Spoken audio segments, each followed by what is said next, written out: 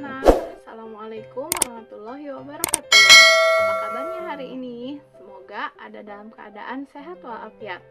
Nah, hari ini kita teruskan ya ke pembelajaran tematik. Oke anak-anak, kita lanjutkan ya ke sumber daya alam. Sumber daya alam sudah kita pelajari di pelajaran yang sebelumnya ya. Sumber daya alam berdasarkan pemanfaatannya dibedakan menjadi dua bagian. Ada yang dapat diperbaharui dan tidak dapat diperbaharui. Sumber daya alam dapat diperbaharui artinya SDA yang bisa kita perbaharui dan jumlahnya tidak terbatas. Ada beberapa contoh dari SDA yang dapat diperbaharui. Ada air, ada tanah, dan ada cahaya matahari. Sedangkan SDA yang tidak dapat diperbaharui artinya jumlahnya yang terbatas. Contoh SDA yang tidak dapat diperbaharui, minyak bumi, batu bara, dan barang tambang. Nah, bagaimana sih cara agar SDA tidak cepat habis? Yang pertama, menghemat SDA yang telah tersedia, menggunakan bahan pengganti atau alternatif, mengembangkan menambang lalu daur ulang, atau bisa menebang pohon lalu menanamnya kembali, dan menjaga kelestarian lingkungan. Nah, selanjutnya kita pelajari tentang batu bara. Batu bara ini termasuk ke dalam SDA yang tidak dapat diperbaharui, namun banyak sekali manfaatnya bagi manusia. Oke. Di sini ada contoh-contoh manfaatnya ya. Yang pertama, bisa dijadikan sebagai pembangkit listrik. Batu bara diubah menjadi uap panas yang bisa menggerakkan turbin lalu menghasilkan listrik. Kemudian yang kedua, menjadi bahan bakar kereta api. Batu bara dijadikan bahan bakar kereta api uap zaman dulu karena bahan bakar batu bara ini harganya relatif murah. Kemudian yang ketiga, batu bara bisa menjadi bahan bakar produksi besi dan baja ya. Nah, alasan mengapa batu bara dijadikan bahan bakar. Yang pertama, batu bara banyak digunakan sebagai bahan bakar karena menjadi sumber energi yang tersimpan jutaan ton di bawah tanah. Kemudian jaringan listrik nasional di banyak negara dirancang untuk menggunakan bahan bakar batu bara. Kemudian di Afrika sudah dilakukan proses pencairan batu bara sejak abad 20. Nah, anak-anak, tadi kita sudah pelajari bersama-sama ya tentang SDA yang dapat diperbaharui dan tidak dapat diperbaharui. Kemudian ada juga tentang batu bara, pemanfaatan batu bara.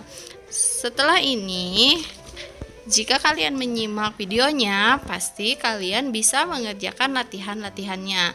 Yang pertama, tematik halaman 67 dan tematik halaman 72. Jawabannya semua ada di video ya. Semangat ya belajarnya. Oke anak-anak, kita teruskan ke tematik tema 2 bijak dalam memakai kertas. Tentu kalian sudah tahu kan apa itu kertas? Mulai dari proses pembuatan kertas dari pohon, kemudian diproduksi dan menghasilkan kertas. Berikut ini ada contoh gambar proses pembuatan kertas, mulai dari menebang pohon, lalu menjadi kayu gelondong, kemudian diproduksi di pabrik sehingga menghasilkan produk kertas. Untuk apa itu kertas? Yuk simak kegunaannya.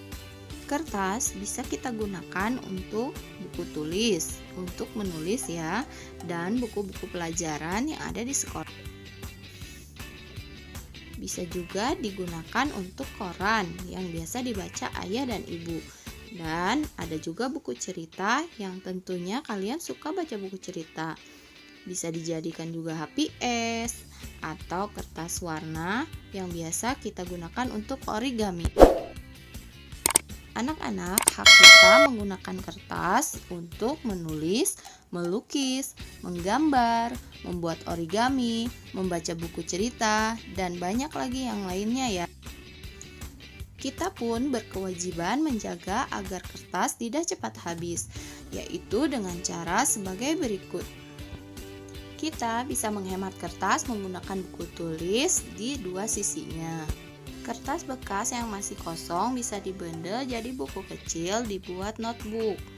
Surat menyurat bisa kita gunakan media seperti email, WhatsApp, Facebook, dan banyak lagi. Anak-anak, berikut adalah contoh gambar proses daur ulang kertas.